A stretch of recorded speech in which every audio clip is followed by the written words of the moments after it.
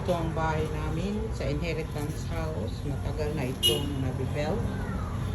1970 pa ito.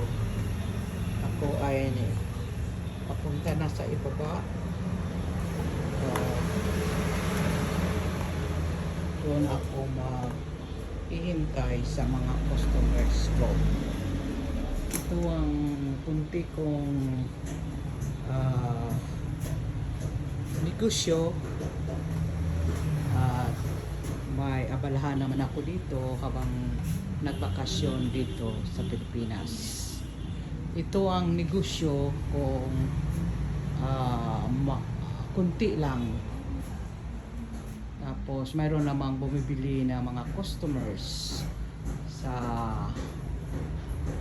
gift shop item. Kahapon marami akong customer, nagbibili sila ng mga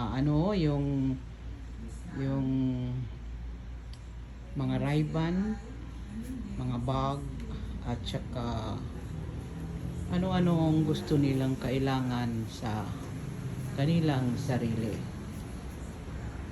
Ito ang kunting negosyo ko ngayon habang nandito sa Pilipinas.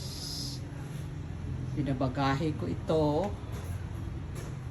Tapos mayroon namang customers na punta dito sa bahay. Bahay lang ito pero commercial center ang lugar.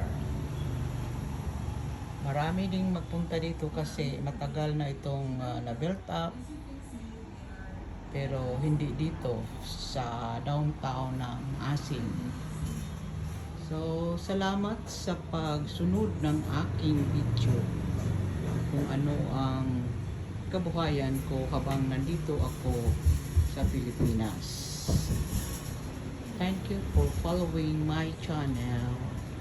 See you later, my friends.